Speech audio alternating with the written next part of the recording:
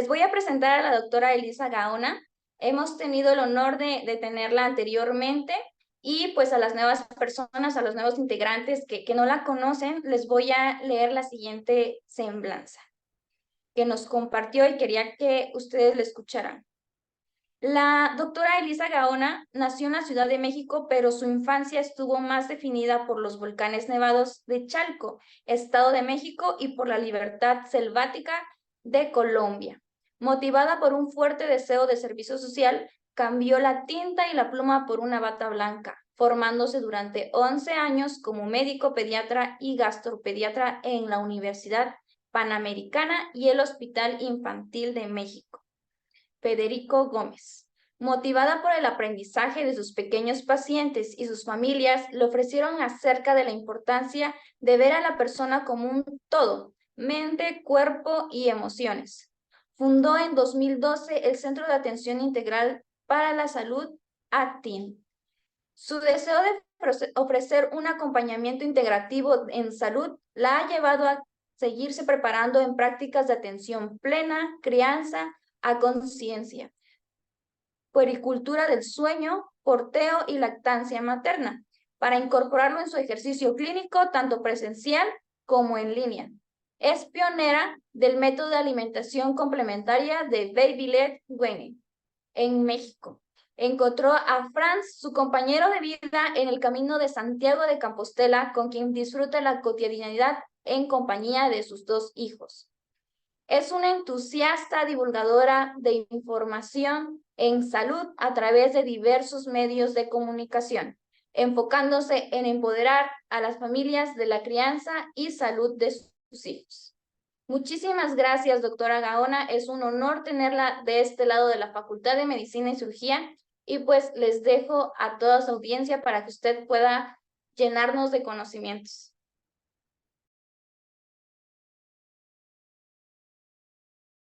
Muchas gracias y gracias por tan bonita presentación. Esa presentación, de hecho, es de un libro que escribí que si tienen oportunidad de leerlo, va a sonar como muy poco modesto, pero es un libro que a mí me hubiera gustado tener como información, tanto como profesional de la salud como mamá. Se llama, aquí lo tengo, se llama Crianza sin Gurús y lo encuentran en Sanborns, la librería de la esquina, Amazon, etcétera. Pero está concentrada mucho en el embarazo, nacimiento y el primer año de vida de los bebés, que a veces nos plantea tantas preguntas. Y de hecho, mucho de lo que volqué en ese libro es la experiencia a lo largo de estos casi 13 años de práctica privada después de los 11 años de preparación y justo lo que les quiero compartir. Entonces, me interesa mucho que tomen esta clase con la mente muy abierta y sepan que lo más importante, desde mi parecer, es poder hacer un equipo. No podemos saberlo todo y para eso estamos para apoyarnos. Entonces, les comparto esta experiencia a través del tiempo con mis pacientes y por supuesto con lo que he estudiado, siempre diciéndoles que las puertas están abiertas y les dejo de hecho al final mi WhatsApp por si tienen dudas y desean preguntarme o consultar lo que necesiten, ¿no? Con muchísima confianza. Entonces, vamos a empezar. Voy a compartir la pantalla y me gustaría mucho que las preguntas las hagamos al final para, para tratar de, porque algunas se responden conforme vamos avanzando. Entonces, bueno, pues muchas gracias y hoy vamos a ver gráficas de peso y talla en los infantes, una correcta interpretación. Entonces, por qué me motivé o por qué busqué ofrecerles esta plática? Porque con lo que me enfrento frecuentemente en la consulta es con padres que vienen, que me buscan muy asustados porque les dijeron o en el centro de salud o en el ISSSTE o en el IMSS o su médico particular que su hijo está desnutrido, que su hijo está bajo de peso o por el contrario que su hijo tiene sobrepeso y en edades pequeñas, sobre todo antes de los 2 años, También me buscan por bajo peso y que no están creciendo lo suficiente en edades posteriores. Y esto les genera mucha preocupación. Y entonces a veces se nos olvida, la verdad, ver al niño como un todo y sobre todo de manera prospectiva, es decir, no nada más en un momento del tiempo. Y empezamos a dar diagnósticos acelerados y no solamente eso, sino intervenciones innecesarias que sí pueden tener consecuencias después en, ahora sí, el peso y la estatura del niño, pero no solamente en eso, sino también en la dinámica de la familia, porque se genera mucho miedo, se genera mucho susto, mucha aprensión, y si esto además está bombardeado por los comentarios de el abuelito, el vecino, la tía, la suegra, de es que ese niño no come, está desnutrido, mira lo flaquito como está, entonces empieza todavía peor el nerviosismo y esto acaba desencadenando en un sinfín de situaciones totalmente innecesarias. Entonces, por eso, lo más básico de lo básico del seguimiento de los infantes desde su nacimiento hasta que ya se vuelven adultos a los 18 años de edad son las gráficas, pero a veces no nos enseñan a interpretarlas adecuadamente. Entonces, esto es lo que vamos a ver hoy. Y quiero darle un enfoque muy particular en cuanto a la leche materna y la leche. Justo ayer recibí una encuesta por parte de mi universidad que preguntaba, ¿no? ¿Usted considera que los conocimientos que obtuvo en su carrera de licenciatura le han ayudado el día de hoy? Y yo pues sí, por supuesto, pero a mí me hubiera gustado muchísimo que me hubieran dado más información de dos cosas. Una, acerca de la lactancia materna. La lactancia materna de verdad es la base de la salud de toda la sociedad, de toda la sociedad. Y ahorita vamos a ver por qué. Y dos, dije también, pues a mí sí me hubiera gustado que me enseñaran a gestionar mi consultorio, porque luego no nos enseñan a cobrar, no nos enseñan contabilidad y entonces andamos dando de tropezones por todos lados, malgastando y no sabiéndonos administrar bien. Pero vamos a enfocarnos en la parte primera, que es en la parte de la lactancia. Esta no es una clase de lactancia, pero sí me interesa hacer un poco de énfasis al respecto. Entonces, empezando porque 1.4 millones de muertes de niños y niñas menores de 5 años de edad podrían evitarse cada año si fuesen amamantados exclusivamente como lo recomienda la Organización Mundial de la Salud, OMS. ¿Y qué significa ser amamantados exclusivamente como es recomendado o ser amamantados como es recomendado por la OMS? Idealmente de forma exclusiva hasta los 6 meses de edad. Es decir, no fórmula, no agua, no té, no otra cosa. Oye, es que hace muchísimo calor porque estamos en Oaxaca y entonces el niño necesita agua. No. El agua ocupa un espacio en la panza que lo único que hace es desplazar el apetito o el deseo de querer tomar pecho porque ya está satisfecho con agua que no lo nutre. O el típico de, nace el bebé y en lugar de que se lo peguen inmediatamente a la madre para reanimarlo en el cuerpo de la madre, que esto puede suceder en el 98% de los casos, 2% sí necesitan darle maniobras de reanimación, el resto no. Y entonces se lo llevan y cuando se lo llevan lejos de la madre, en lugar de que se lo peguen directamente para que empiece a mamar desde que nació, que es lo que se conoce como la hora de oro o el apego inmediato, nada más se lo enseñan, besitos, se lo llevan a la cuna radiante y entonces empiezas maniobras que no son necesarias hacerlas ahí. Lo que debe de ser, porque no nos tenemos que olvidar que somos mamíferos, lo que se tiene que hacer es reanimar en ese momento, en el cuerpo de la madre, mientras y reanimar me refiero nada más a mantener calientito, a lo mejor secar un poco, tal vez ayudarle con tantito las secreciones, pero no más. O sea, no hay necesidad de pesarlo, medirlo, cortarlo, pasarle la sonda. Lo que necesita ese bebé y lo que necesita esa madre es estar juntos. Porque como mamíferos se manda en cuanto el bebé está en el cuerpo de la madre y empieza a succionar, manda una señal al cerebro de la madre que quiere decir, sí hubo bebé, produce leche. sino después, en serio, la lactancia materna no es imposible, pero sí tiene más dificultades. Entonces, si se lo llevan a revisar, estamos cortando ese proceso. Si se lo llevan luego a que duerma el cunero, estamos cortando ese proceso. ¿Ok? En público o en privado, el bebé tiene que estar pegado a la madre. Y eso va a beneficiar que haya una buena producción de leche. Si no, el cuerpo dice, este bebé no nació, o sea, nació pero no sobrevivió, no voy a producir leche. Y no solamente es el tema de la leche, es el vínculo, ¿no? O sea, la oxitocina que se genera para poder fortalecer este vínculo y que la madre tenga un menor riesgo de depresión postparto y de ser realmente cuidar y estar con el bebé. Entonces, esta parte es muy importante que a veces la obviamos. Y voy a ser tal vez un poco insistente. De verdad, lean este libro. Es muy ameno. Soy muy poco prudente, ¿verdad? Pero está muy ameno. Y sobre todo, muy real de lo que deberíamos hacer y buscar.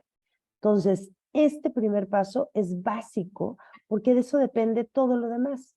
La realidad es que la leche materna, aquí tenemos en azul, se cuantifica que alguna vez fueron lactados y entonces dices, no, pues si alguna vez fue lactado, mira, está increíble, ¿no? O sea, nos fue muy bien, 93% alguna vez fue lactado, ¿no? Hasta 96%. Pero cuando empiezas a ver cuáles son las cifras de exclusivamente lactado con leche materna a lo largo de los meses, te das cuenta que es solamente el 15% de leche materna exclusiva. Es la primera columna, esta columna. Y conforme va pasando el tiempo, esto se da en meses, en la X, cada vez es menos, y menos, y menos, y menos. Y esto no debería de ser así. O sea, esto significa que para el sexto mes ya casi no hay nadie con leche materna exclusiva. Entonces, los esfuerzos que nosotros como profesionales de la salud estamos haciendo son insuficientes. Porque ustedes saben y todos sabemos que si el médico te dice o la enfermera te dice, hay que complementarle con fórmula. 15 minutos de un lado, 15 minutos del otro, y luego le das fórmula porque no se vaya a deshidratar, porque no se vaya a quedar con hambre, es decirte, no funcionas para dar leche, no sirves para dar leche, o simple y sencillamente, y ojo, y esto lo digo también en mi experiencia, no sé cómo enseñarte a dar leche. Creemos, ahí sí que como mamíferos es nada más que te lo peguen. Si no, tiene su chiste. Pero muchas veces nosotros como profesionales de la salud no tenemos ni idea cómo identificar si hay un buen agarre o no, si está succionando o no, si hay una buena transferencia de leche o no. O sea, esto es algo que debería estar incluido en todas las facultades de medicina y en posgrado, porque seas médico general o científico, seas del vecino, tenemos que saber cómo acompañar en lactancia y no lo sabemos. Entonces, muchas veces es, no tengo ni idea, yo también tengo miedo de que se deshidrate, está llorando muchísimo, no sé cómo auxiliar a esta mamá, fórmula. Y entonces el bebé se calma y ve, tenía hambre, pero no porque no tuviera leche la madre, sino porque no hicimos ciertos pasos antes o no sabemos cómo asesorar. Entonces, esto de verdad tómenlo en serio, es muy importante, muy. Ahora, las causas de la no lactancia materna, en el mayor porcentaje es que no tuvo leche. ¿Cómo puede ser que un mamífero no tenga el alimento que hace sobrevivir a su cría? No es consistente con la supervivencia de la especie. Sí es cierto que muchas madres, es una realidad, tienen a lo mejor no la suficiente leche, pero es un porcentaje muy pequeño, ¿no? Es un porcentaje muy pequeño. La mayoría de las veces, incluido esto de el niño o el bebé rechazó a la mamá, es porque no supimos cómo asesorar a esta madre, a esta familia para la lactancia materna. Y dirán, ¿no? Y pues, ¿qué tiene que ver esto? Porque depende muchísimo de qué es lo que come el bebé, si come, ¿no? Porque luego tenemos 8000 fórmulas de cuáles elegir, no sabemos cuál nos gusta más, cuál nos conviene, cuál nos lleva al Congreso, ¿no? Y entonces, sin recordar, ¿no? Que todo este bombardeo también es porque hay un deseo de vender. Es así es el capitalismo, la mercadotecnia normal. Hay un deseo de vender y por más que digan, sí, la mejor leche es la leche materna, si no se acompaña de información de cómo acompañar en la lactancia, vamos a seguir eligiendo fórmulas, cuando no es lo ideal, ¿no? Incluso, oye, nació prematuro, ¿cuál es la mejor leche? La leche materna. Tiene alergia a la proteína de la leche de la vaca, ¿cuál es la mejor leche? La leche materna. Tiene estreñimiento, la mejor leche, leche materna. No está creciendo, no está aumentando de peso, ¿cuál es la mejor leche? La leche materna. Tiene ya más de un año de edad. ¿Cuál es la mejor leche? La leche materna. Entonces, la leche materna realmente es siempre la mejor opción, pero como es gratis, la menospreciamos. No sabemos, no reconocemos su importancia. Entonces, definitivamente la mejor leche es la leche materna por 8,300 razones, entre ellas el vínculo que se genera con el hijo y la protección que estás dando al futuro. Y esto es lo que vamos a ver más adelante en casos clínicos. Entonces, después de los 6 meses de edad, ¿qué pasa? ¿Qué dice la OMS? La OMS, la Organización Mundial de la Salud, recomienda continuar con leche materna y introducir alimentos. Por eso ya no se llama ablactación, se llama alimentación complementaria. ¿Por qué? Porque complementa a la leche, no la sustituye, no la reemplaza, la complementa. Pero de los 6 meses de edad 6 meses más menos uno, porque pueden empezar a los 5 meses de edad, dependiendo de las características del bebé, a los 7 meses de edad, dependiendo de las características del bebé, pero definitivamente lo más importante desde que empiezan a comer hasta más menos, bueno, más 2 meses, tal vez hasta el año de edad, año 2 meses, es la leche materna. Todo lo demás lo complementa. Y sí, a partir de los 6 meses de edad, la leche materna se vuelve deficiente en zinc y en hierro. Por eso es tan importante complementar con alimentos ricos en hierro y en zinc. Eso significa que podemos empezar con frutas, sí, pero en esa misma semana es importantísimo ofrecer alimentos ricos en hierro y en zinc, como frijoles, como pescado, como carnita, como huevito.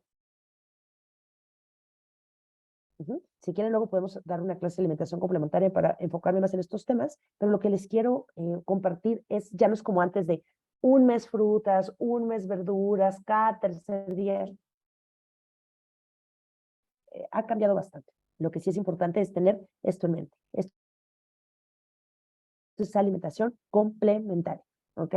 Ahora, ¿por qué preferimos también la leche materna? La leche materna se regula de acuerdo a las necesidades y a los requerimientos de los bebés. Y cuando damos fórmula, tenemos que tener presente varias cosas. La primera es que la leche de fórmula emula, o sea, se trata de parecer a la leche materna, pero no es perfecta. Tiene el tema de las proteínas. Muchas fórmulas de inicio ya están corregidas, pero la mayoría todavía tienen demasiada proteína que a través del tiempo puede poner en riesgo a esa persona de obesidad. Y las fórmulas de continuación, que son después de los 6 meses de edad, y ni que se diga de las fórmulas de crecimiento, que son las después del año de edad, tienen muchísima proteína. Entonces, proteína que no necesita ese cuerpo. Entonces, vale la pena por eso siempre confiar en la leche materna. ¿Y qué pasa cuando es mayor de un año de edad? Cuando es mayor de un año de edad, y puse esta fotografía a propósito, porque es una mamá que está embarazada y sigue lactando. ¿Uno puede embarazarse lactando? Sí. ¿Uno puede seguir dando pecho estando embarazada? Sí. ¿Uno puede dar pecho a dos bebés, el que nació y a uno más grande, al mismo tiempo? Sí. ¿El bebé grande le quita la leche al chiquito y los nutrientes? No. Entonces, todos esos son las realidades que no me encanta decir mitos, pero es una información no actualizada. Entonces, ustedes métanse a PubMed, busquen sus artículos, no me crean a mí, pero esto es posible, porque tenemos muchos conceptos porque el maestro lo dijo y entonces ya nos lo creemos, hay que investigar nosotros. Entonces, si es mayor de un año de edad, definitivamente la leche materna sigue siendo la mejor opción. Porque la leche materna, y este es un artículo bien viejito de 1990, que lo que muestra justamente es cómo la leche de las madres que han lactado más de un año de edad, esto es en tiempo, 6 meses, 12 meses, 18 meses, 24 meses, 36 meses, en lugar de que baje la cantidad de grasa, de proteína, de azúcares, sube, va a la alza, se adecúa a las necesidades de este pequeño. Al principio, pues sí necesitan mucha proteína para crecer y grasita para subir de peso, y conforme va pasando el tiempo necesitan más grasita, ¿no? Que aparte es esta grasa buena, estos omegas de los cuales todo el mundo nos habla, que construyen o ayudan a construir el cerebro, ¿no? Entonces, Tin. Entonces, cuando un pequeño no está aumentando de peso, no está creciendo, el chivo expiatorio no puede y no debe de ser la leche materna. Porque con lo que yo me enfrento frecuentemente es con profesionales de la salud que le echan la culpa a la leche materna diciendo que esa es la causa por la cual ese pequeño no está aumentando de peso, no está creciendo. Y eso no es así. Es una irresponsabilidad de nuestra parte si seguimos pensando y actuando de esa manera, suspendiendo lactancias, ¿no? Yo decía, hay un infierno especial para aquel que suspende lactancia. Entonces, no es una razón. Tenemos que ser investigadores y entonces investigar, valga la redundancia, cuál es la razón por la cual no está aumentando de peso y no está creciendo.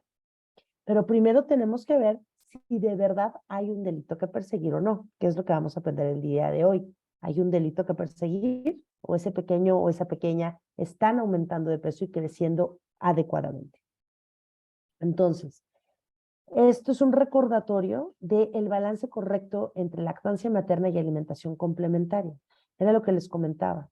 O sea, la alimentación complementaria complementa la leche. En azul está la leche, en rojito están los sólidos. Entonces vemos cómo de 6 a 8 meses lo más importante es la leche. De 9 a 11 meses lo empieza a ganar un poquito más de terreno los sólidos. Y de los 12 a los 24 meses, o sea, hasta los 2 años de edad, sigue siendo la leche, sigue teniendo un papel muy importante. Los sólidos cada vez más, pero la leche sigue siendo muy importante y necesaria. Entonces, no hay una razón para suspender, ¿ok? Que no duerme la mamá, que está cansada. Hay que ver otras causas, sobre todo emocionales. Pero siempre nosotros, nuestro papel debe de ser impulsar y fomentar esa lactancia. Ahora, ¿qué pasa con las fórmulas de crecimiento? Las fórmulas de crecimiento, que son aquellas que se utilizan a partir del año de edad del nido, y todas las fórmulas de etapa 3, muchas veces las damos por miedo. ¿Por qué? Porque nos enfrentamos con algo. Primero tenemos que saber que la leche ya no es el principal alimento, es la comida, y nos enfrentamos con algo que nos asusta mucho y es la hiporexia del lactante. ¿Qué es hiporexia del lactante? Que a partir del año de edad dejan de comer, la mayoría de los bebés, y dejan de comer de manera natural. Y las razones son varias. La primera es porque la comida ya no es novedad. Antes del año de edad la comida era súper novedad y entonces claro que querían probar y descubrir y experimentar. A partir del año de edad, pues les interesa más moverse, la verdad. Les interesa más poner en práctica esto que se llama desplazarse, ya sea a través del gateo de la marcha. Entonces, la comida pasa a segundo plano, pero además sus requerimientos energéticos disminuyen sustancialmente porque ya la comida, perdón, ya no aumentan de peso y de estatura tan rápido y tanto como el primer año de vida. Entonces, ya no requieren de comer tanto. De hecho, lo que más prefieren a partir del año de edad son hidratos de carbono, frutas y harinas. Uf, y papa y arroz y pasta y pan, les encanta. Proteína no tanto. ¿Por qué? Porque son atletas de alto rendimiento que necesitan estos hidratos de carbono complejos, sobre todo, para tener buena energía. Y ahí también se ajusta la leche materna, a darles más energía, la energía que necesitan. Entonces, en ocasiones, pues sí, las cosas como son por su nombre, por nuestra ignorancia, creemos que ese niño que no está comiendo, entonces se va a desnutrir y nos dejamos arrasar por este nerviosismo y esta ansiedad de la familia de es que mi niño no come y le sirvo el plato y no come. La mayoría de las veces sí come, pero no come lo que nosotros queremos que coma o a lo que estamos acostumbrados que venía comiendo. Y entonces, claro, estamos asustados porque no está comiendo, porque se va a desnutrir y entonces, ¿no? Que aunque sea que se tome la leche y se convierten en bebés becerro, que del año a los 2 años de edad deberían de tomar, por ejemplo, si es que le vamos a dar alguna leche que no es leche materna, que ojo, si está con leche materna, ese es suficiente, ¿no? Porque esa es otra cosa que tenemos muy improntados, que necesita la leche del niño para crecer. Falso. La leche de su mamá sí, pero la leche de vaca es un gusto, no una necesidad, después del año de edad. Eso es clarísimo. Entonces, estamos súper asustados y decimos, claro, que tomen leche. Y como no come, que aunque sea se tome la leche. Y en lugar, como les decía, de tomar a lo mejor 3 tomas al día, en 24 horas, mejor dicho, no al día, porque luego se echan 3 al día y 3 en la noche, 3 tomas en 24 horas de a lo mejor máximo 8 onzas cada toma, hasta los 2 años de edad, acaban tomando leche todo el tiempo, poniéndolos en riesgo, y aparte si es en biberón, de caries, de deformar el paladar, de anemia, porque tanta leche quela el calcio, tanto calcio quela el hierro, y de que sigan sin comer, porque la leche no es agua, o sea, la leche tiene calorías y tiene pues nutrientes que satisface las necesidades calóricas de ese bebé, de ese niño. Entonces, comen todavía menos. Entonces, claro, nos asustamos, y si además vemos que no está subiendo tanto de peso y de talla y no sabemos interpretarlo bien, pues por supuesto que les acabamos dando leches que garantizan que van a crecer, ¿no? Y caemos en el error de que consumen demasiada azúcar. México es uno de los países en donde los niños comen más azúcar que en otras partes del planeta. Y azúcar a partir no solamente de dulces, golosinas, porque esa es una cosa infame, o sea, piñata a la que los niños van, piñata que está rellena de golosinas y de dulces, y hay muchísima presión social al respecto, y entro dentro de esa presión social. ¿Cómo? ¿Solamente le vas a llenar tu piñata, la piñata con juguetes? ¿No? Y entonces los hijos, los niños mueren de ganas por comer dulces y dulces y dulces y golosinas. Y es que son niños, necesitan dulces, y no es así. También tienen hígado y pueden tener hígado graso, y hay una tendencia a la diabetes. Entonces, no solamente es a partir de los dulces, sino a partir de los jugos comerciales o naturales, y a partir del pan dulce, y a partir de las lechitas azucaradas y de las fórmulas que utilizan como carbohidrato, jarabe de maíz. Ustedes nada más lean las etiquetas: maltodextrina, fructosa, sacarosa, y súmenle todos los demás alimentos que tienen azúcar oculta: la catsup, la mayonesa, las tortillinas tía Rosa, el pan Bimbo. Nada más échense un clavado a leer los ingredientes, te mueres. O sea, es una cantidad de azúcar infame.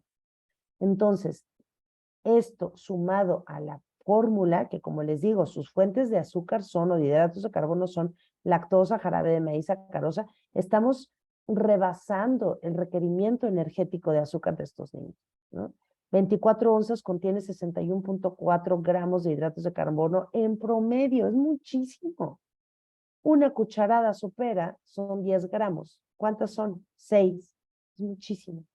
Entonces, y si aparte le damos nido, ¿no? Que tiene una porción 15 gramos de azúcar, 15 gramos, o estas lechitas azucaradas, pues peor. Entonces, claro, empezamos a tener problemas, pero eso es justo porque no confiamos, o no nos enseñan a confiar en la lactancia materna. Y si ya no hay lactancia materna después del año de edad, ¿qué podemos ofrecer si el niño así lo desea? Leche de vaca entera. Ojalá de una vaca contenta que esté pastando, ¿no? ¿Por qué? Porque la única fuente de hidrato de carbono en la leche de vaca entera es la lactosa, no el jarabe de maíz, a diferencia de las fórmulas de crecimiento. A diferencia incluso de cualquier fórmula de cualquier etapa que contiene hidratos de carbono que el niño no necesita, a diferencia de la leche materna. Entonces, lo que realmente beneficia es la leche materna. La leche de vaca es un gusto, no una necesidad, después del año de edad. Y mientras se le ofrezca al niño una dieta completa y con variedad, que incluya de todo, podríamos eliminar sin mayor problema la leche de vaca. Y, bueno, yo la verdad, bueno, soy un mal ejemplo, porque a mí sí me gusta comer prácticamente de todo. Estoy tratando de pensar que no me gusta. Nabos, los nabos no me gustan. Y llevo 42 años sin comer, bueno, no tanto, porque de mi infancia sí me los hacían comer, pero llevo 30 años sin comer nabos y no me pasa nada. Podría llevar perfectamente 30 años sin tomar leche de vaca y no pasarme nada. Nuestros ancestros, o sea, los habitantes originarios de América, no había ganado. Y cómo pudieron haber hecho esas hermosísimas ciudades como Mitla, por ejemplo, si no estuvieran bien nutridos, y no había leche de vaca. Entonces, es más algo cultural y mercadológico. Entonces, yendo al punto, pero esta introducción era muy importante. ¿Cómo valoramos el peso y la talla a lo largo del tiempo? Lo primero son los instrumentos con los cuales vamos a pesar y a medir a los niños. Pesar a los niños, por ejemplo, ¿cuál es el error en esta foto? El pañal. Los niños no se deben de pesar con pañal, a menos que esté cambiado en ese instante.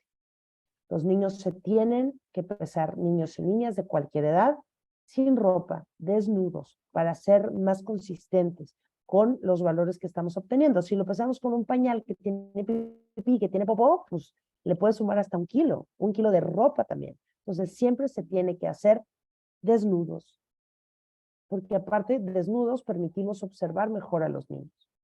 Y la otra es cómo los vamos a medir.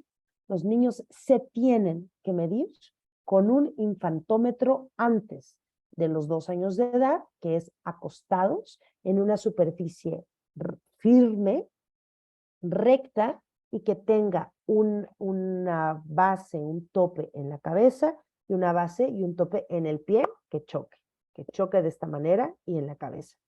No se vale medir con una cinta métrica que estiro, porque eso es una pésima medición. O sea, si le estiro muy bien, si le estiro mal, si el niño se movió, tiene que tener un tope en la cabeza, un tope en el pie, y acostados hasta los 2 años de edad. A partir de los 2 años de edad se deben de medir con un estadímetro, es decir, de pie, igual, con los pies como pingüinitos, así, no totalmente rectos, sino un poquito así, juntos, ¿no? Que la pompa no esté empujando, por ejemplo, si es un estadímetro que no está pegado a la pared, que no está empujando la regla, y tiene que tener su tope en la cabeza también, sin moño, sin gorra, sin zapatos. Muy importante, porque si no medimos adecuadamente, no vamos a poder hacer un buen diagnóstico. Entonces, lo primero es tener bien nuestras herramientas de medición. Si no tenemos el dinero para comprar un infantómetro, podemos hacerlo nosotros mismos con ¿cómo se llama? Una plancha de madera, y pegamos, ¿no? Una plancha de madera que puede estar como una L, pegamos nuestra cinta métrica y ponemos un tope de un lado y un tope del otro. Un tope fijo de un lado para la cabeza y un tope móvil a lo mejor para los pies. Entonces, maneras de hacerlo hay muchas, pero tenemos que medir bien, si no, desconfiamos. ¿Ok? Esa es la primera. Ahora, llevar un registro, esta es una foto de una cartilla de vacunación, llevar un registro no es suficiente. O sea, a mí, cuando me dicen, ¿no? Oye, es que mi hijo tiene 30 días y pesa 3 kilos 730 gramos y mide 54 centímetros. ¿Cómo está? Yo la verdad no puedo decir cómo está, no tengo ni idea. ¿Por qué? Porque yo necesito ver gráficas, si no, solamente esos son números, pero no me permite ver cómo se está comportando de acuerdo a su edad, de acuerdo a su género, ¿no? Bueno, a su género, y a lo largo del tiempo. Entonces, no lo sé. Entonces, sí es muy importante no solo llevar un registro, sino llevar gráficas. Ahora, las gráficas son talla para la edad, peso para la edad, peso para la talla. Eso es bien importante. Tenemos que tomar en cuenta cuánto pesa para la estatura, porque no es lo mismo que pese, no sé, 5 kilos y sea muy chiquito, o 5 kilos y que sea muy largo. Entonces, siempre tenemos que evaluar de acuerdo a su estatura. Y después de los 2 años de edad se utiliza el índice de masa corporal. Y hasta los 2 años de edad se mide la cabeza para ver cómo va ese neurodesarrollo también.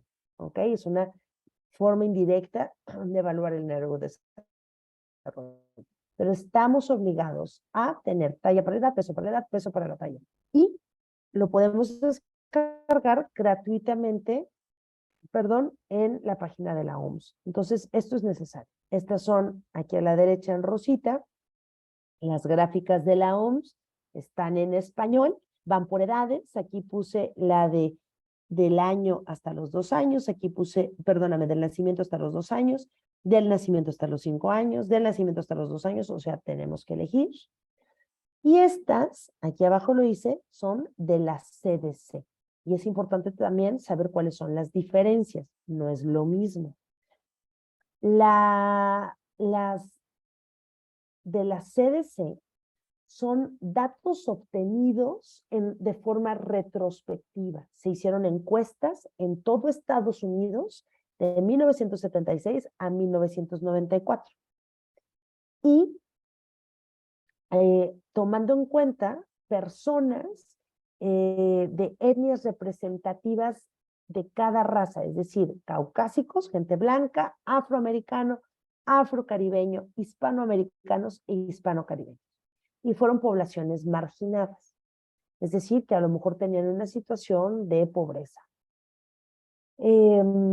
Y lo que hicieron fue que hicieron esta graficación de crecimiento de los 2 hasta los 20 años de edad, pero fue una vez en el tiempo. Es decir, entrevistaban a su hijo, ¿cuánto tiene? 2 años. Bueno, no así, ¿no? Sino les mandaban sus entrevistas, sus encuestas, y entonces, ¿cuánto tiene? 2 años, ¿cuánto tiene? 7 años, ¿cuánto? Pero era un niño en el tiempo por edad, no el mismo niño a lo largo del tiempo.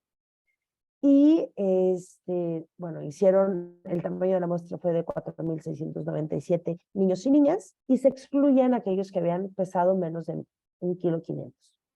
Pero a lo que voy fue un momento en el tiempo, solamente en Estados Unidos y de manera retrospectiva. En cambio, la OMS lo que hizo fue que se tomaron países de muchas regiones: Brasil, Ghana, India, Noruega, Omán y Estados Unidos. Y aquí la característica es que fueron niños que fueron alimentados exclusivamente al seno materno los 6 primeros meses, y a quienes se les dio seguimiento hasta los 5 años de edad. Entonces fue un niño desde que nació hasta los 5 años, de diferentes países del mundo. Y a partir de los 5 años de edad se hicieron proyecciones, ¿no? O sea, como que vieron cómo iba y se proyectaron. Este fue un estudio longitudinal, no transversal. Y se realizaron 18.973 observaciones en 882 niños, que fue una muestra más representativa porque fue a lo largo del mundo. Y claro, hubo criterios de exclusión. Por ejemplo, un nivel socioeconómico bajo, ¿no? Porque pues ahí hay obviamente la variable de la nutrición, que hubiera sido un niño prematuro, o hubiera tenido más de 42 semanas de gestación, que hubiera sido gemelos, entre otros, ¿no? Mamás fumadoras, o sea, como que trataron de hacer una muestra más uniforme. Entonces, por eso es muy importante también tomarlo en cuenta, porque aunque las gráficas de la CDC nos dan una idea, no es lo más representativo. Ay, Dios mío, no prendan su audio, porque así aquí yo me infarto. No es lo más representativo, ¿ok? Entonces, sí es importante tomarlo en consideración. Ahora, déjenme hacer esto acá. Entonces, la comparación, las gráficas de la OMS describen estándares de crecimiento en niños sanos, niños y niñas sanos, que crecen en condiciones ambientales y de salud óptimas, y que son o que fueron alimentados con leche materna de forma exclusiva hasta los 6 meses de edad. Y la CDC no es un estándar, es una referencia, porque describe ciertos niños de ciertas etnias de un país en un momento dado. Eso es todo. ¿Ok? Entonces esta parte es muy importante. Ahora, ¿de qué depende también cuando nosotros evaluemos a un niño o a una niña? Tenemos que tomar en cuenta 2 cosas. El macroambiente, es decir, ¿cuál es la situación de la madre? ¿Cómo se embarazó? ¿Qué está comiendo? ¿Se está suplementando? ¿No se está suplementando? ¿Cuál es su alimentación? ¿Está enferma? ¿No está enferma? ¿Está sana? ¿No está sana? ¿Qué edad tiene? ¿Fuma? ¿No fuma? Eso es muy importante, porque no todas las madres son iguales. Y la otra, que esta es básica y por eso esta foto me encanta, tenemos que tomar en cuenta la familia, ¿no?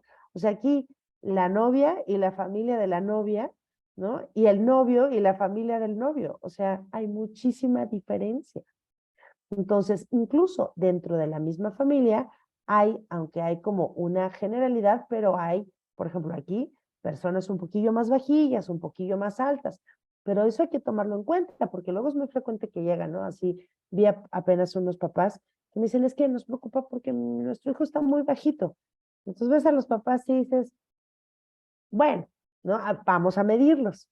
Y entonces mides a mamá 1,46, mides a papá 1,63. Bueno, pues ese niño podría abuelear, ¿no? Y luego dicen, no, el abuelo me dio un 80. A lo mejor podría medir un 80, sí, a base de alimentación equilibrada, no andarlo cebando como pavito para Navidad, ejercicio, mucha contención emocional, porque los niños, por ejemplo, los niños que están en casas hogares, no siempre crecen mucho, porque la parte emocional, la ausencia o la carencia de la parte emocional merma también el crecimiento. Somos seres integrales. Entonces, pero si tenemos ejercicio, buen sueño, buena alimentación y cariño, pues ese niño puede que crezca mejor. Pero siempre hay que tomar en cuenta la carga genética, la talla blanco familiar, que la talla blanco familiar se puede sacar a partir de los 2 años de edad. Se puede sacar siempre, mides a papá, mides a mamá. Entonces, 1,46, 1,63, divides entre 2 y a ese número, si es un niño, le sumas 6.5. Si es una niña, le restas 6.5. Y esa es la estatura en la cual va a caer en el 80% de los casos. El otro 20% es el rango. Entonces, a esta medición le sumas 6.5, es el rango para arriba, le restas 6.5 y es el rango para abajo, y ese es su rango de crecimiento. El otro día, y fíjense que le debía haber tomado foto a esa gráfica, estaba preciosa, porque son 3 hermanitos, mismo papá, misma mamá, mismo macroambiente, mismas condiciones, bueno, en general, y el hermano chiquito, el menor, está justo en la talla blanco familiar. El hermano de en medio está en el rango bajo de la talla familiar y el hermano mayor está en el rango alto de la talla familiar, de la talla blanco familiar. Entonces estaba bien bonito porque es una distribución normal. Y no es que uno esté más bajito que el otro y que haya algún delito que perseguir, sino simplemente están cumpliendo su rango genético. Entonces eso también tenemos que tomarlo en cuenta. Si no, pues, o sea, no podemos tomar esa referencia. O sea, ¿con quién lo medimos? ¿Con el vecino? Pues el vecino que tiene que ver, ¿ok? O con nuestra idea de que a fuerza tienen que estar en la percentil 50. Ese es un errorzazo y ahorita lo vamos a ver. Entonces, las gráficas para la edad, aquí les voy a poner, y se los voy a poner más adelante. Justamente uno de los errores es querer que entren en la percentil 50. Esto no es así, o sea, no se va a sacar 10 y se mete a la percentil 50. Esto, imagínense, si lo volteamos, es como, déjenme ver si lo puedo rayonear. Esto es como, déjame lo pongo, bueno, a ver si se ve. Es como una curva de, como una, está muy malito, como lo dicen. Es como si fuera una campana, ¿no? Así como la de las calificaciones. Entonces, el 50% se encuentra aquí, pero tan normales los que están más arriba como los que están más abajo. Esta es la normalidad, ¿ok? Esa es normalidad. Entonces, todo esto es la normalidad. Pero, ¿qué pasa si está más abajito como esta? ¿Ya es anormal? ¿O que está más arriba? ¿Es anormal? No. Aquí te marcó hasta la percentila 3, pero si pudiéramos marcar percentila 1, sería percentila 1. Entonces, ¿es normal crecer en estas percentilas? Sí, abajo de la gráfica. ¿Por qué? Porque hay una diversidad corporal. Esto también lo explico en mi libro. Hay una diversidad corporal y esto es normal. Lo que nos interesa es que haya una constancia, es decir, que la percentila que en la cual está, en este caso, aumentando de peso, sea constante, tanto para peso como para estatura. Aquí es estatura. Entonces, ¿está lejos de la percentila 3? Sí, pero está constantemente aquí. Y tanto peso como estatura van de la mano. Y esto nos lo dice el peso para la talla. Entonces, esto es peso para la talla, si se dan cuenta, va en la percentil 50. ¿Por qué? Porque pesa lo que tiene que pesar para lo que mide. Entonces, me regreso. Si yo, por ejemplo, vamos a volver a rayonear aquí. Si yo, por ejemplo, tengo este bebé que tiene, vamos a poner acá, ¿no? Que tiene este peso. Y, aquí está, ese peso, ahí. Esperamos que la talla esté de acuerdo a este peso. Si con esta talla, el peso, por eso me gustan los pizarrones. Si, por ejemplo, ahora sí, Si con esta estatura tuviéramos un peso situado acá, sería como un sapito. Pues estaría así, ¿no? ¿Por qué? Porque con esta estatura, un peso hasta acá haría que el peso para la estatura estuviera muy arriba. Igual, si tuviéramos una estatura aquí, pero el peso estaría acá abajo, pues tendríamos un niño muy delgado. Entonces, este pequeño en particular es un pequeño cuyo peso, vamos a ponerlo acá, su peso está abajo de la 3, su estatura está abajo de la 3 y eso hace que su peso-estatura esté en la percentil 50. ¿Sí me explico? O sea, pesa lo que tiene que pesar para lo que mide. Ahora, ¿qué pasa cuando vemos que no está pesando o midiendo lo que tiene que medir? Bueno, pues hay que situarlo también a ese niño en el tiempo. Todavía no ha empezado a comer, empezó a retrasarse su peso y su estatura a partir de que empezó a comer, o esto fue después del año de edad. Hay que situarnos porque las causas varían. Antes de que empiece la alimentación complementaria, algo que es muy importante es valorar la técnica de lactancia. Si no hay una buena transferencia de leche, ¿qué significa eso? O sea, que mama, pero no succiona, pero no traga todo lo que tiene que tragar. Por un frenillo corto, por un mal agarre, porque a lo mejor hay una producción insuficiente de la leche, por muchos factores, ¿no? O sea, entre ellos, por ejemplo, grietas. Entonces, este bebé parece que está comiendo, pero realmente no está pasando tanta leche como debería, no está transfiriendo leche. Entonces, o está siguiendo las malas indicaciones de 15 minutos de un pecho y 15 minutos de otro. ¿Por qué malas indicaciones? Y esto sobre todo es en los primeros 2 meses de vida hasta que se establece bien la lactancia. ¿Por qué? Pues porque la primera parte de la leche es rica en proteínas y en hidratos de carbono, la última parte de la leche es rica en grasas, y si nosotros solamente le estamos dando 15 minutos y apenas está aprendiendo a mamar ese bebé, entonces, claro, solamente está tomando la primera parte de la leche, pero no está llegando al postre, que es el que lo sube de peso. Ya conforme pasa el tiempo y se vuelven, ahora sí que comedores expertos, por ejemplo, el mío tiene 9 meses, el mío nada más agarra, es súper eficiente y ya, me vació de leche. Pero esto no sucede al principio.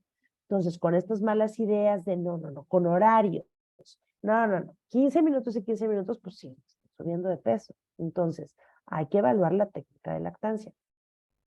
Entonces, antes de la leche materna también hay que preguntarse, ¿hubo retraso en el pinzamiento del cordón umbilical? Porque si nació y lo cortamos, no permitimos que hubiera una buena transfusión de sangre con el hierro que trae esa sangrita a este bebé. Entonces podría tener a lo mejor una deficiencia de hierro y tal vez valdría la pena suplementar este hierro o suplementar vitaminas A, D y C. ¿Cómo está el estado nutricional de la madre? ¿Tenía anemia durante el embarazo o antes del embarazo? Cómo está comiendo esa mamá, se está suplementando en este momento, porque a veces solo nos enfocamos en que la mamá se suplemente mientras está embarazada. Pero ya que nació el bebé, ya te olvidas de la mamá y a ver cómo está comiendo, cómo está suplementándose, porque a veces como mamá ni te da tiempo de bañar. ¿Tú crees que te da tiempo de comer? Pues no. Entonces hay que estar atentos a esto y si es necesario suplementar al bebé. Y también en bebés que nacen por debajo de 2,5 kilos, pues hay que también tomar en cuenta la suplementación. Y lo mismo, en niños mayores hay que valorar todo esto que dijimos. Ahora, si tiene una alimentación materna exclusiva, hay que considerar alergias alimentarias. ¿Será que este bebito tiene una alergia a la proteína de leche de la vaca y por eso no está aumentando de peso? Y por supuesto, se acompañarían de otros síntomas. ¿Tendrá enfermedad por reflujo gastroesofágico? ¿Cómo está su tamiz metabólico? ¿Habrá una metabolopatía? Y si tiene una alimentación mixta, es decir, fórmula con leche materna, hay que otra vez preguntarse, ¿qué leche está tomando? ¿Será que es alérgico a esa leche? ¿Cómo está tomando esa leche? ¿Cómo está tomando la leche materna? Entonces, no nada más es cuestión de decir, está bajo de peso y, ¿no? Denle, el otro día me pasó con un bebé de 3 meses, un estimulante del apetito y yo, si de por sí no damos estimulantes del apetito en ninguna edad, como porque la tendremos que dar antes. Les voy a poner aquí el ejemplo de Aria. Aria nació con un excelente peso, ¿no? 3 kilos al nacer en octubre, pero conforme fue pasando el tiempo, mira cómo se veía. O sea, yo cuando la conocí en consulta de verdad me asusté. Estaba delgadísima. Aquí estaba mamá, que también es delgada, con una bebé hiperdelgada. Y entonces, claro, ves a la mamá delgada y te empiezas a cuestionar, ¿será que la mamá no tiene buena leche? Todas las mamás tienen buena leche. ¿Por qué? Porque esta leche incluso es a expensas de la propia salud de la madre. Entonces, la leche de las madres, independientemente de su estado nutricional, siempre es la mejor a expensas de la madre. Entonces, aquí era el susto, o sea, ¿qué está pasando? O sea, ¿por qué está tan delgadita? ¿No? Y lo que resultó es que había una mala técnica. Entonces, acompañados de una asesora de lactancia certificada y de suplementación, porque no hubo nació por cesárea, no hubo retraso en el pinzamiento del cordón, no la pegaron inmediatamente al pecho, tuvo más líos con la lactancia, pues ¿qué sucedió? Pues sucedió que esta bebita pues no estaba tomando tanta leche como debería y no había tenido esta reserva necesaria. Pero nunca le dimos fórmula, nos apegamos al principio de que la leche materna es suficiente y miren después para mayo cómo estaba, ¿no? O sea, ya era una gordi antes de cumplir el año de edad, con pura leche materna. Entonces, la leche materna no debe y no puede ser el chivo expiatorio. Otro, y esta es su gráfica. Entonces, aquí estaba, y aquí fue cuando la conocí. Aquí fue cuando la conocí, aquí la vimos otra vez, y entonces aquí empezamos a suplementar, asesora de lactancia, ¿no? Y aquí, y todo con leche materna. Aquí está su estatura, tic, tic, tic. Y también pasa para el lado contrario, eres Jero, un bebé chulísimo, que le habían dicho que tenía obesidad. Y entonces había que quitarle la leche materna, que era leche materna exclusiva, porque estaba obeso. Entonces, que había que suspenderlo y andarle recortando las tomas. No es necesario. Y lo mismo lo vimos aquí. De hecho, se nos va a presentar más adelante. Aquí está su peso, ¿no? Y entonces, claro, de peso para la edad estaba aquí arriba, en las percentilas más altas, pero cuando empezó a comer, ¿no? Aquí a los 6 meses, y después cuando empezó a caminar por acá, se fue ajustando solita su gráfica. Y igual, peso para la estatura, ¿no? Estaba altísimo, pero conforme fue pasando el tiempo, se fue regulando y metiéndose a la percentil 50. Entonces, la leche materna no es la culpable. Después de la alimentación complementaria, tenemos que evaluar si hay suficiente aporte de proteínas y energía, ¿no? ¿Qué alimentos estamos incorporando desde el inicio? ¿Es un bebé que solamente le dieron frutas y verduras? Pues sí, ¿no? Este niño necesita proteínas, necesita hidratos de carbono, no solamente frutas y proteínas, hidratos de carbono y otros nutrientes y minerales que ofrece la papa, el arroz, la avena, etcétera, etcétera, ¿no? Y hay que empezar a evaluar causas orgánicas y apoyarnos de otras especialidades pediátricas. ¿Cómo está el examen general de orina? ¿Tendrá una infección de vías urinarias? ¿Habrá una inmadurez de ese riñón con una cirrosis tubular renal? ¿Cómo está esa popó? ¿Tendrá una infección gastrointestinal que no hemos detectado? ¿Habrá una alergia alimentaria que le estamos sospechando porque hay sangre y moco en las evacuaciones? ¿Cómo está la citometría hemática? ¿Tendrá anemia? ¿Tendrá alguna otra deficiencia? Vitamina D es una deficiencia muy frecuente que a veces obviamos. ¿Cómo está esa química sanguínea? ¿Cómo está el hígado? ¿Cómo está el riñón? Antes de quitarle la leche materna. Y también es importante tomar en cuenta, y esto lo aprendí con la experiencia, que los niños después del año de edad, los niños que toman pecho después del año de edad, son niños largos. O sea, siguen creciendo, ¿no? Este era el caso de Alex, que seguía creciendo en la percentila 15, como siempre, nunca se bajó de la percentila 15 de estatura, pero el peso, Dios de mi vida, o sea, pesaba 9 kilos al año de edad, y luego al año 3 meses, 9,200, al año 4 meses, 9,320, al año y medio, 9,400. Entonces, ese niño se tardó en llegar a los 10 kilos como hasta los 2 años, y claro, estábamos súper yo estaba súper preocupada porque todavía no había comprendido y no había leído esta relación. Le tomé estudios que finalmente fue picotearlo de manera innecesaria y después me di cuenta que si la estatura va bien, el peso puede ser totalmente fluctuante. Y esto es algo que es importante que recuerden.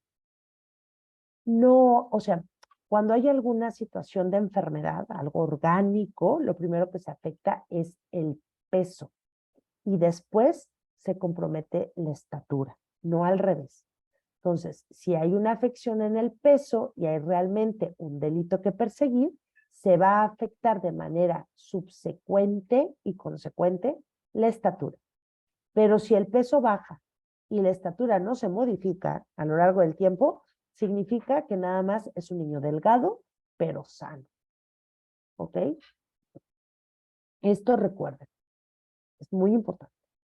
Ahora, si no aumentan después de peso, pero sí de talla, tienen un buen nivel de energía. Esa es otra cosa. Si han visto alguna vez un niño realmente desnutrido, me podrán dar la razón que son niños apáticos, niños que no quieren jugar, que están dormidos, acostados en la cama, no se quieren ni siquiera relacionar con los demás. Y cuando empiezan a nutrirse y a recuperar, te das cuenta que lo están haciendo porque empiezan a estar delatosos. Es un niño que da lata, un niño que juega, un niño que brinca, un niño que salta y que te dice su mamá, pero no come nada. Y la abuelita reafirma, no come nada. Es falso. ¿Ok? Entonces, eso hay que tomarlo en cuenta. Y lo que ya habíamos hablado también, la hiporexia del preescolar. Hay la hiporexia del lactante y la hiporexia del preescolar. O sea, lo que quieren es estar jugando. Muchas veces ni siquiera van a hacer pipí por estar jugando. Entonces, eso también hay que tomarlo en cuenta y siempre apoyarnos en nuestros gráficos. Ahora, después del año de edad, ¿podemos seguir dando pecho? Por supuesto.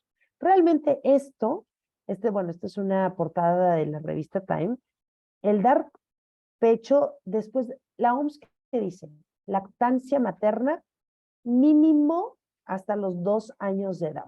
Si das después de los 2 años de edad y tienes 6 años, ya es una relación de la madre y del bebé.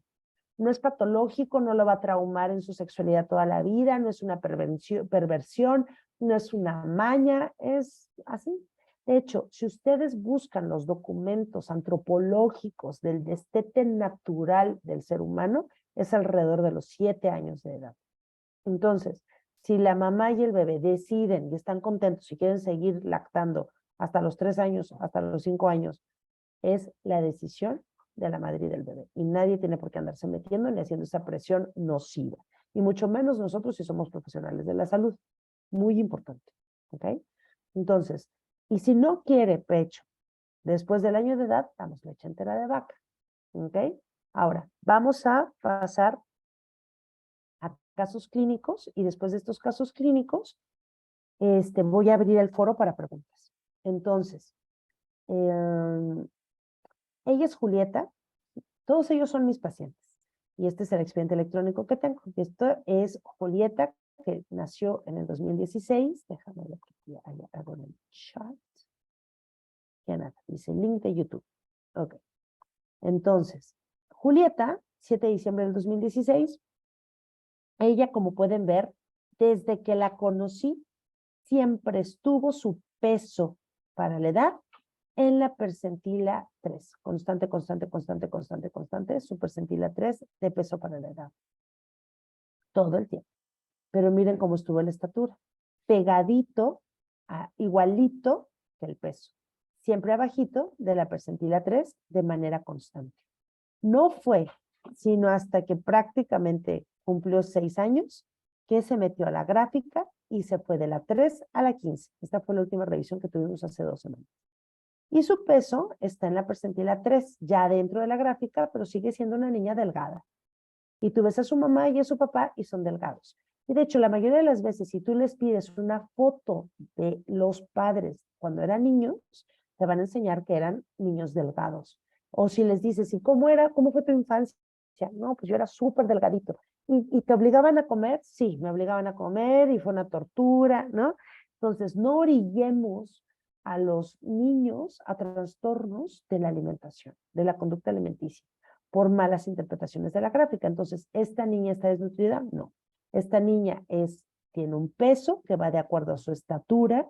Aquí no les agregué, en estas gráficas no les agregué peso para la estatura porque mi aplicación no lo da, pero nada más correlacionen. El peso va de acuerdo a la estatura. Entonces, es una niña sana, que aparte le va bien en la escuela, está contenta, es lactosa y tomó leche materna hasta los 4 años de edad. Entonces, está perfecta. Vamos a ver otro caso. Martina. A Martina la conocí porque igual no comía, no comía, no comía, la mamá lloraba y no comía, no comía, no comía, y había tanto estrés que no comía. Pero la niña seguía aumentando de peso con sus fluctuaciones, porque esa es otra. Cuando no comen y tienes esta idea de que no comen, y tú te lo refuerzan no nada más la suegra y la mamá y la vecina, sino el pediatra o el médico, ¿no? Es que está flaquito. Y luego para colmo se enferma de gripa y menos quiere comer y baja un poco de peso, porque ¿qué diera yo de enfermarme de gripe y bajar 3 kilos como baja un niño? No, yo me enfermo de gripe y no bajo ese peso, pero ni a patas. El niño lo baja porque es mayoritariamente agua su cuerpo y lo vuelve a recuperar. Y esa es otra ventaja de la leche materna. Cuando el niño se enferma, el niño pequeño se enferma y no quiere comer nada, no perdona la leche, porque la leche lo hidrata, lo nutre y lo consuela. Entonces, nos conocimos porque no comía y la mamá se infartaba cada vez que Martina se enfermaba porque su poquito que había subido lo bajaba, pero viéndolo a lo largo del tiempo te das cuenta que ella siempre ha sido una niña delgada y tú ves a la mamá y es delgada. Y entonces, peso para la edad siempre bajo la percentila 3, pero la estatura nunca se comprometió.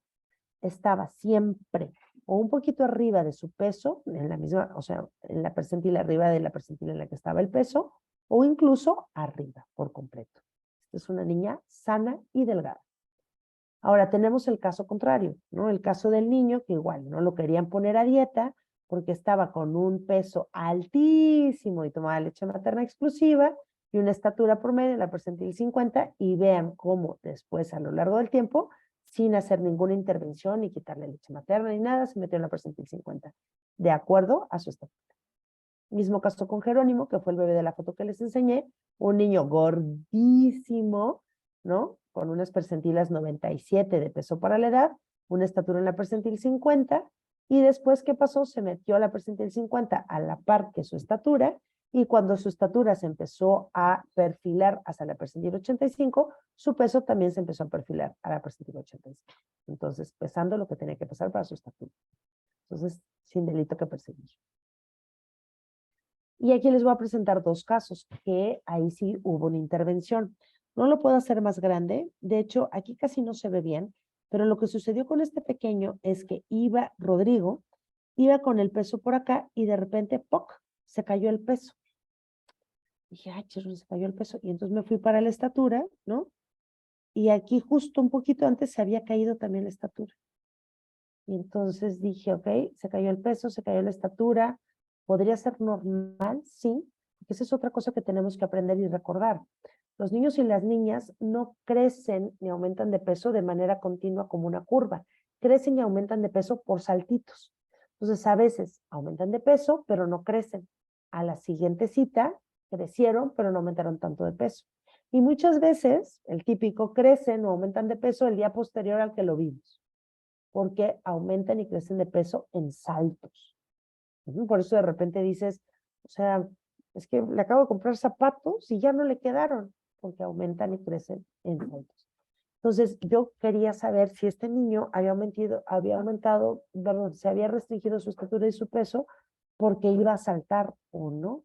Entonces, me esperé un mes más y al siguiente mes otra vez. O sea, de hecho, aquí fue cuando, no se aprecia bien, pero aquí fue cuando se había retrasado y la estatura también. Sí le dije a la mamá, ¿sabes qué? Sí, vamos a tomar estudios de laboratorio. Tomaba pecho.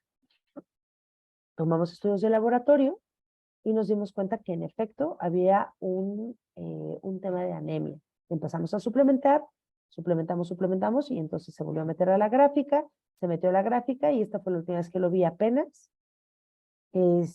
hace como 3 semanas y ya estaba en la percentil 50, tanto de peso como de estatura. Pero es un niño que en general tiene una complexión delgada y sano y bien. ¿Ok? Entonces, pero aquí sí me alertó porque tanto el peso como la estatura se comprometieron, no en nada más una cita, sino en la subsecuente, y tomamos estudios. Y lo mismo pasó con Tiago. Tiago, él empezó en la percentil 50 de peso, ¿no? Acá. Y en la percentila 85 de estatura, y luego hasta en la 97, y yo decía, oye, pues está altísimo, porque aparte los papás son altos, pero no así que tú digas, pero son altos. Y dije, no, oye, pues qué bien, porque este es el hashtag segundo hijo, yo conozco también a la primera, a Sofi, ahorita se las voy a presentar. Entonces, está aquí de peso y de repente para la cuarta cita, ¡poc!, se cae el peso. Y vamos a ver aquí, pero la estatura se mantuvo. O sea, sí iba arriba, pero se mantuvo en comparación con la anterior. Pero para la quinta visita bajó más el peso y la estatura bajó igual que el peso. Y dije, ok, puede ser que uno, se esté ubicando en su talla genética, y esas tallas altotas que teníamos fue un efecto de la lactancia materna y que la mamá estaba suplementada, etcétera, o que realmente hay algún delito que perseguir. Y entonces aquí, cuando se volvió a bajar, o sea, aquí se bajó el peso y se volvió a bajar acá, aquí le tomé estudios, ¿no? Por eso esta cita está como tan cortita.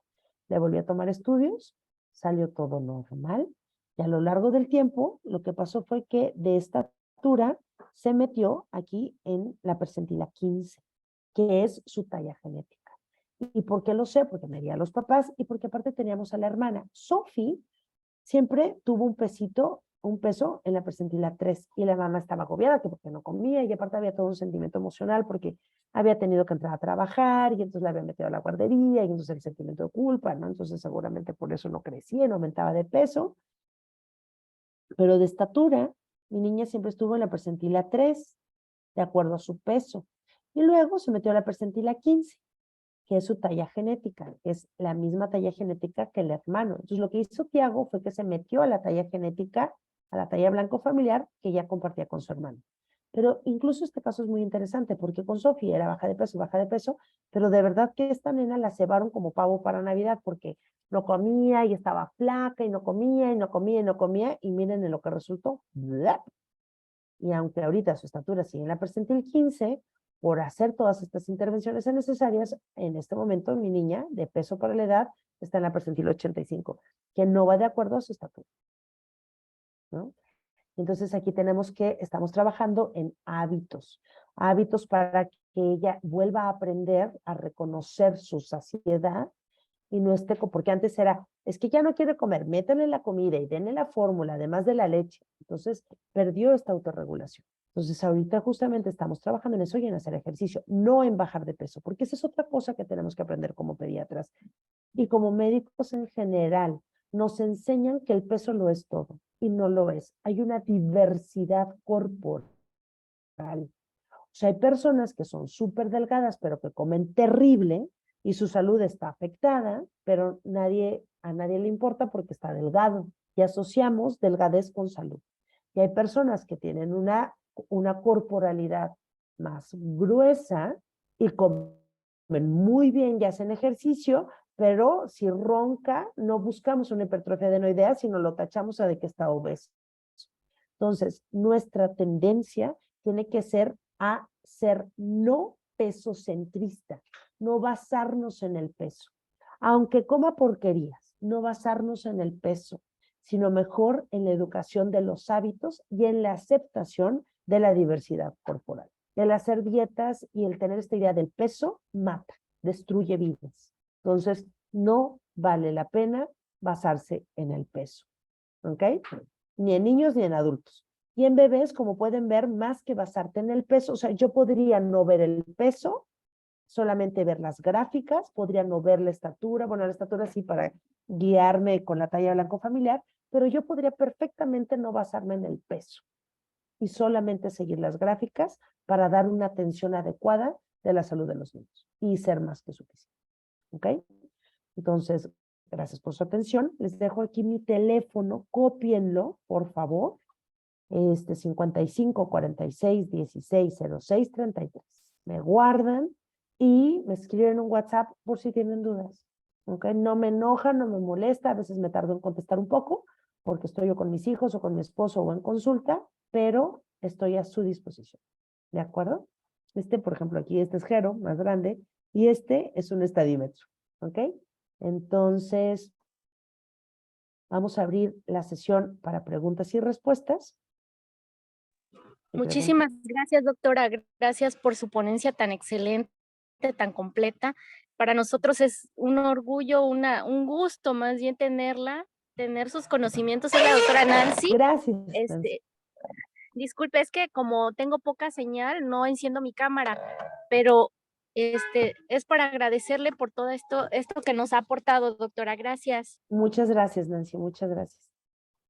Y me gustaría saber si hay dudas y preguntas. Voy a dejar aquí en el chat, de todas maneras, mi teléfono, por si no lo copiaron. Ya está una pregunta, doctora. Dice, ¿hay alguna indicación para la profilaxis con hierro complementario en lactantes? Sí. 3 situaciones. 1, bajo peso al nacimiento, tomando en cuenta bajo peso por debajo de 2,5 kilos. 2, anemia de la madre antes del embarazo. Y 3, anemia de la madre durante el embarazo. Yo pondría una cuarta, que sería retraso no retraso en el pinzamiento del cordón. Es decir, haber pinzado y cortado, o sobre todo pinzado, el cordón de manera inmediata y no hasta que dejara de latir. Entonces yo diría que esas podemos redondearla en 3 indicaciones: peso por debajo de 2,500 al nacer, anemia de la madre durante el embarazo o antes del embarazo y no retraso en el pinzamiento del cordón. Esas son las indicaciones para suplementar con hierro, y nada más hay que tomar en cuenta que lo ideal es que sea sulfato ferroso y que idealmente para una mejor absorción tiene que ser en ayuno, que con lactancia materna la verdad es que a veces es complicado. Pero esas serían las indicaciones.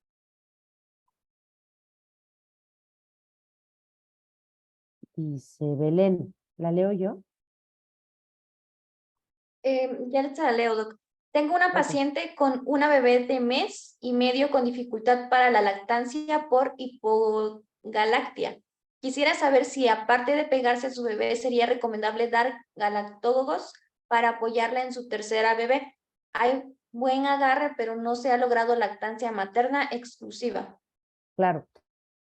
Mira, Belén, si sí está diagnosticada la hipogalactia, que sucede aunque en un menor porcentaje de los casos, pero si sí está diagnosticada, lo que se puede hacer, además de dar galactogogos, y uno de los mejores galactogogos es el apoyo y acompañamiento emocional a la madre, que también eso es importante.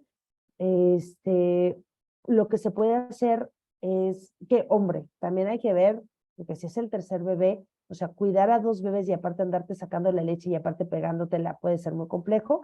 Podemos dar fórmulas, sí, sin problema, además de un galactogogo, pero siempre tomando en cuenta que aunque la o sea, la hipogalactemia, ¿no? Existe, hay que estudiarla bien. La hipogalactemia, no, hipogalactia. Hay que estudiarla bien.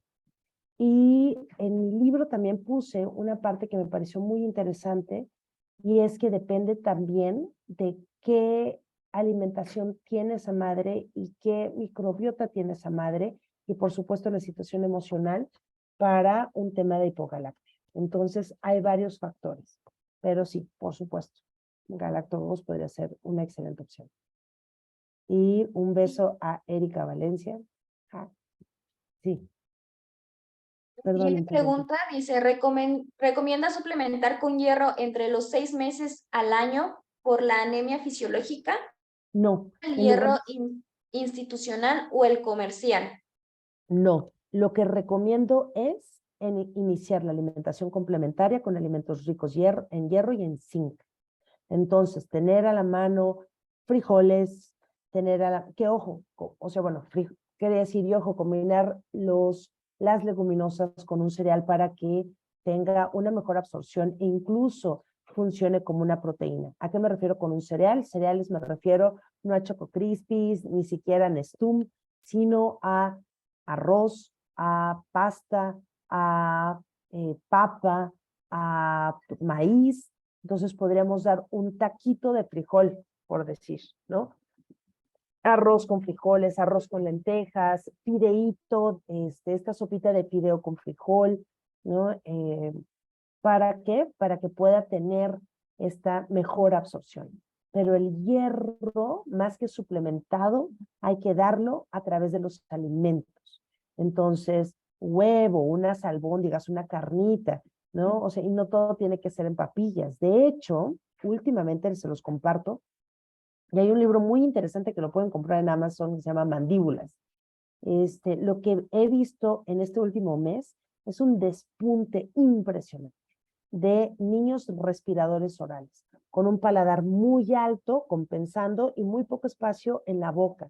Y mucho de la formación del paladar tiene que ver qué tanta lactancia tuvo este bebé, lactancia materna, y con qué comió.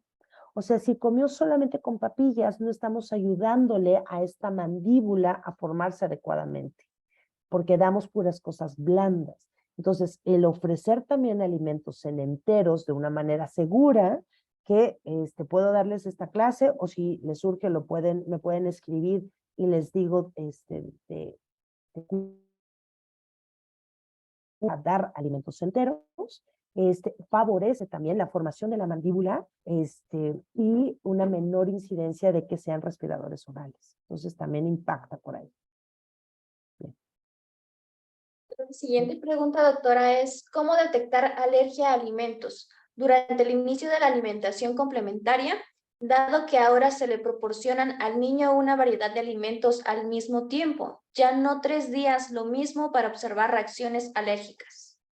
Claro, Miri, pues mira, es una buena pregunta. Yo la verdad lo que sugiero es un alimento nuevo a la vez, es decir, uno al día. Ya no esperarte 3 días, sino uno al día. Entonces puedes dar, o sea, yo lo que por lo generalmente recomiendo es pensar de la alimentación complementaria como una mesa de 4 patas. Una pata es verdura, otra pata es fruta, una pata es proteína de origen animal y vegetal y otra pata es cereal. Y entonces lo que nosotros ofrecemos es que la mesa siempre esté en equilibrio. Entonces damos un día fruta, al día siguiente esa fruta y una verdura, al día siguiente esa fruta, esa verdura y una proteína, y al cuarto día esa fruta, esa verdura y esa proteína y un cereal. Y entonces así tenemos una diversidad. Pero justo lo que dices es eso, ¿no? O sea, ¿qué pasa si no es una reacción alérgica mediada por IgE que es inmediata? Sino a lo mejor es una reacción alérgica tardía, que tardía pueden ser no nada más 3 días, sino una semana, 2 semanas. ¿Por qué? Porque va a haber no solamente una restricción en el peso y en la estatura, sino que también va a haber otros datos clínicos. ¿Cómo está haciendo popó? ¿No? A lo mejor está haciendo una popó más dura, pese a que damos agua, pese a que damos, o sea, suficiente cantidad de agua, a que damos suficientes alimentos que lo laxan, podría ser. Podría ser también que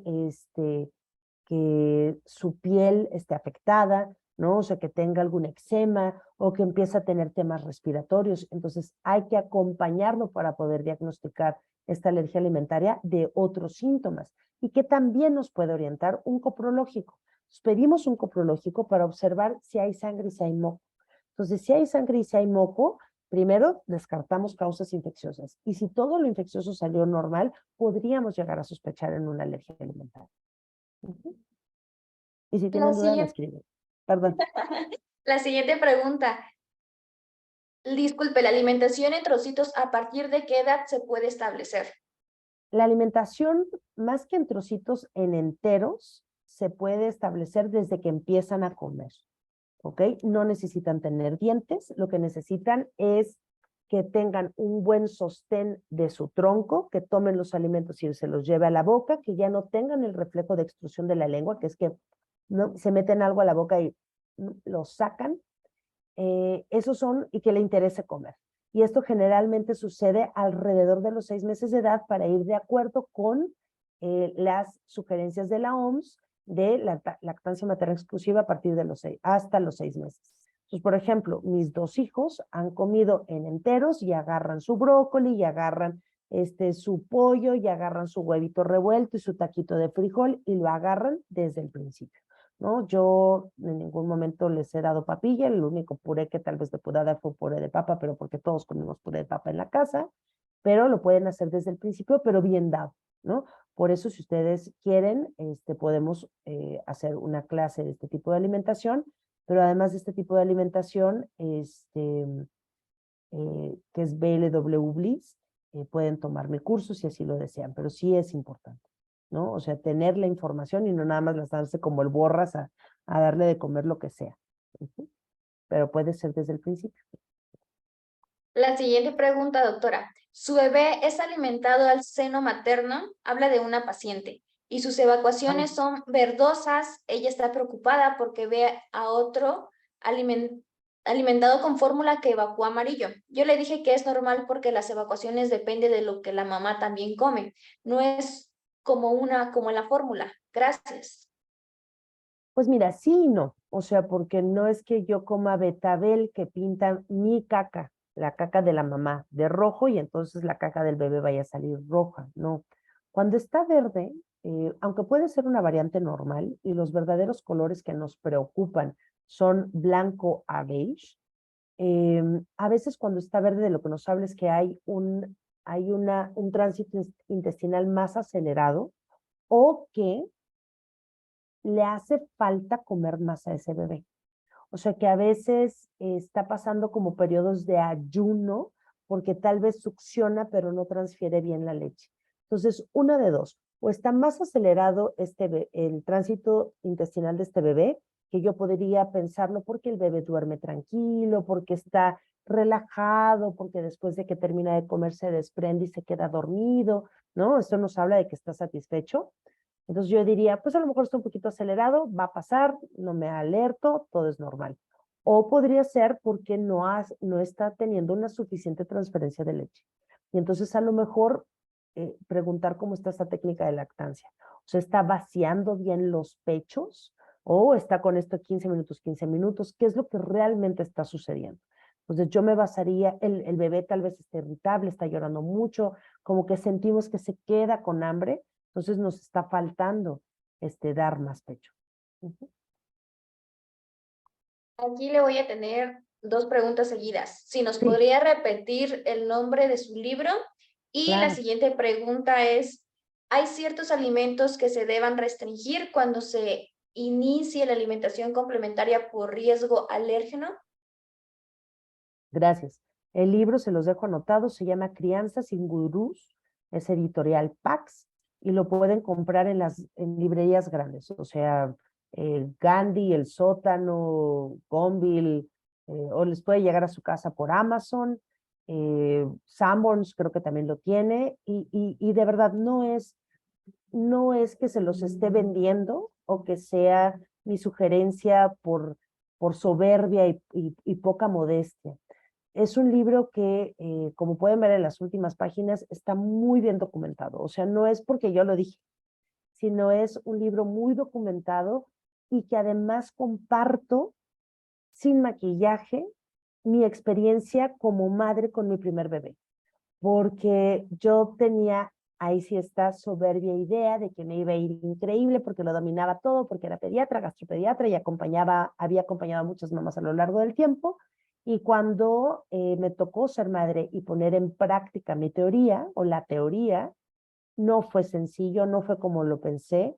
Y entonces comparto justamente estas dos visiones, o sea, la visión desde la perspectiva de la madre, también hay algunas intervenciones de mi esposo, o sea, la perspectiva también del padre, y como pediatra, qué es lo que, y médico, qué es lo que sugiero para tener como esta guía. Entonces, de verdad, me parece que es un buen libro de referencia.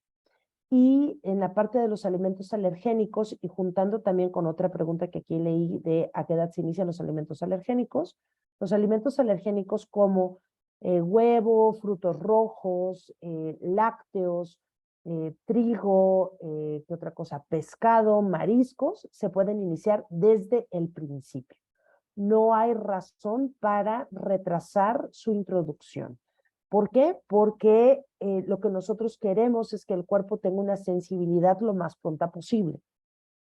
Y entre más tiempo nos tardemos en ofrecerlo, más probabilidad de alergia va a tener, por un lado. Y por otro lado, el que va a ser alérgico, se lo des a los 6 meses, a los 12 meses o al año y medio. Entonces, no hay una razón para retrasar cerdo, trigo, lácteos, solamente leche entera de vaca, ¿no? Leche entera de vaca, pero más que por el tema de la alergia, por el tema de que es una proteína antes del año de edad que no es fácil de digerir por el bebé, esto también lo comento en mi curso de alimentación complementaria, y puede dar paso a microsangrados y por lo tanto anemia.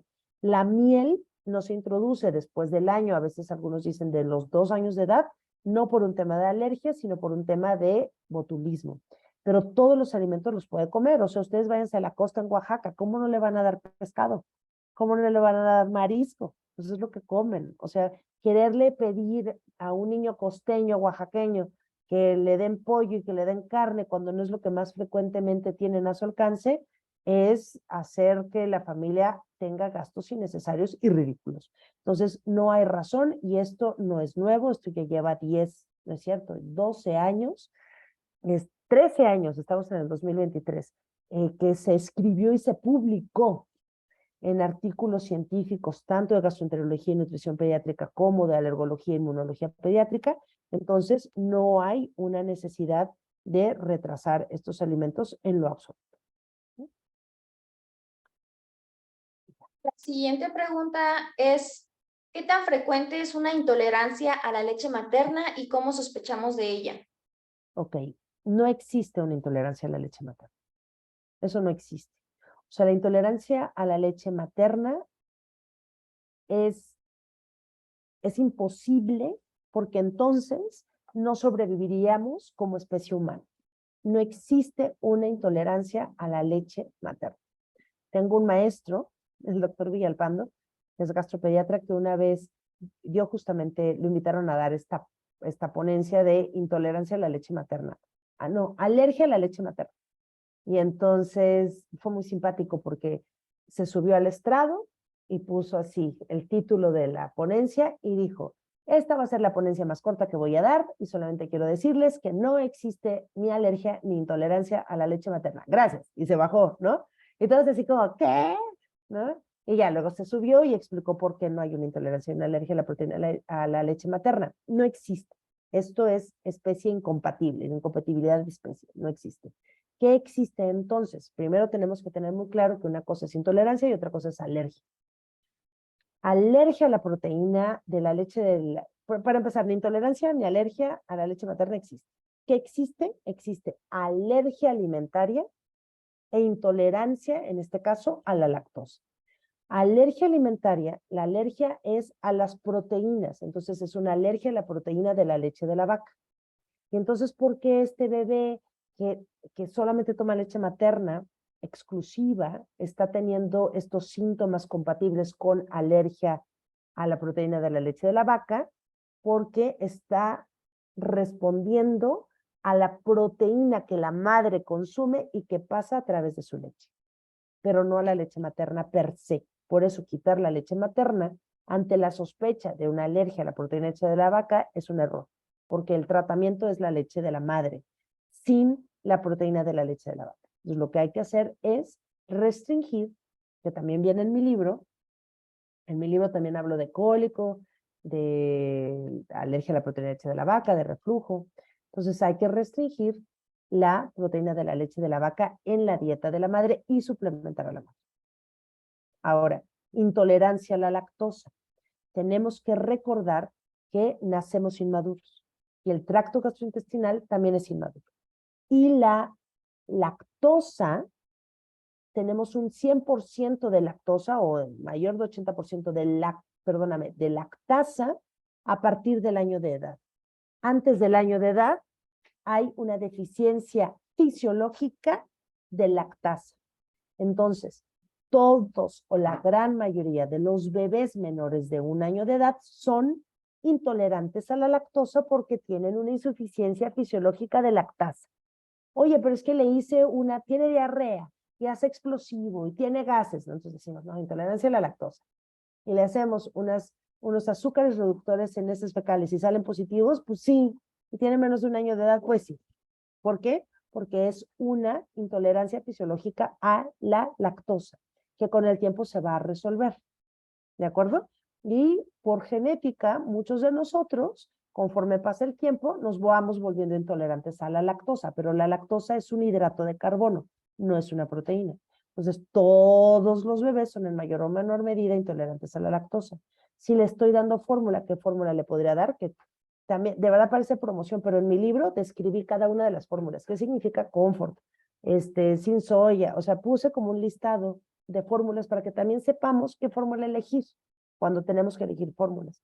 Entonces, si tengo un bebé que tiene como a lo mejor síntomas de intolerancia a la lactosa y no le puedo dar leche materna exclusiva, voy a buscar una fórmula que sea reducida en lactosa, pero sí necesita tener lactosa. Estas fórmulas sin lactosa no se recomiendan. ¿Por qué? Porque la lactosa ayuda al trofismo intestinal. Entonces, no se recomienda dar una fórmula sin lactosa, solamente reducida en lactosa. Pero no existe intolerancia ni alergia a la leche de la vaca. Espero haber sido clara. Muchísimas gracias, doctora. Pues estas han sido las últimas preguntas. Ahorita vamos a continuar con una rifa que se ha coordinado con con la CEPROMEGEO, que es el Colegio Profesional de Medicina General del Estado de Oaxaca.